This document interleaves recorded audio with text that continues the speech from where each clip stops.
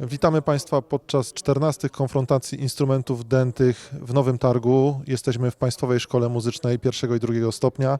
Jesteśmy tutaj z wystawą instrumentów dętych, blaszanych oraz drewnianych.